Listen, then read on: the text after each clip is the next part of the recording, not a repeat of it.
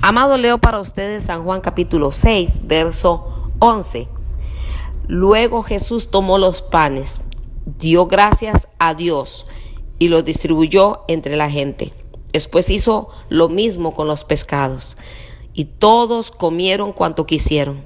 Una vez que quedaron satisfechos, Jesús le dijo a sus discípulos: ahora junten todo lo que sobró para que no se desperdicie nada. Entonces ellos juntaron las sobras y llenaron 12 canastos con los restos que la multitud había dejado después de comer de los 5 panes de cebada. La gente, al ver la señal milagrosa que Jesús había hecho, exclamó: no hay duda de que es el profeta que esperábamos. Cuando Jesús vio que estaban dispuestos a hacerlo rey a la fuerza, se escabulló hacia la colina él solo. Al atardecer, los discípulos de Jesús bajaron a la orilla del lago para esperarlo. Pero al ver que caía la noche y que Jesús no había vuelto, subieron a la barca y comenzaron a cruzar el lago rumbo a Capernaum. Poco después se levantó un viento fuerte sobre ellos y el mar se agitó mucho. Habían remado unos 5 o 6 kilómetros cuando de pronto vieron a Jesús caminando sobre el agua en dirección a la barca. Entonces, aterrados, pero él exclamó: no tengan miedo, yo estoy aquí. Entonces lo recibieron con entusiasmo en la barca y enseguida llegaron a su destino. Amados, ¿cuál es el mensaje de hoy para nuestros corazones? Habían los discípulos visto el poder milagroso de los panes y los peces. Habían visto y oído lo que la gente estaba dispuesta a hacer con Jesús, a tomarlo y a entronarlo y a hacerlo rey a la fuerza. Pero al atardecer, oiga bien esto que habla la palabra: al atardecer, los discípulos de Jesús bajaron a la orilla para esperarlo. Pero al ver que caía la noche y que Jesús no había vuelto, subieron a la barca y comenzaron a cruzar el lago rumbo a Capernaum. Amados, estamos en un tiempo donde la gente no espera el proceso. Estamos en un momento donde las personas quieren todo a microondas. Entre más rápido, mejor. Y así estaba la condición de los discípulos, a pesar de que habían visto el poder de Dios actuando. Ellos estaban ansiosos, esperando a Jesús. Y cuando vieron que Él no llega, ellos se subieron a la barca y empezaron a remar y a cruzar el lago rumbo a Capernaum. Estaban dispuestos a dejar a Jesús. Estuvieron y lo hicieron. No lo esperaron. Cuando Jesús, en medio de cuando ellos entran al mar, se agita la tempestad. Y habían remado 5 o 6 kilómetros. Pero entonces vieron a Jesús caminando sobre las aguas. Ellos se asustaron, creían que era un fantasma, pero el Señor les dijo: no tengan miedo, yo estoy aquí. Cuando nos apresuramos a hacer cosas que el Señor no nos ha dicho, cuando queremos correr la carrera por nosotros mismos, cuando queremos no esperar la dirección de Dios, sino que cruzar, remar y ir al otro lado, sin proceso, sin espera, sin paciencia.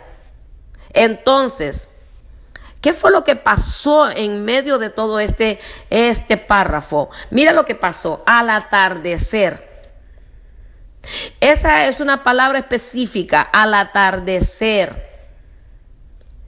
Y otra palabra específica dice: pero al ver que caía la noche y que Jesús no había vuelto. Al atardecer, al ver que caía la noche.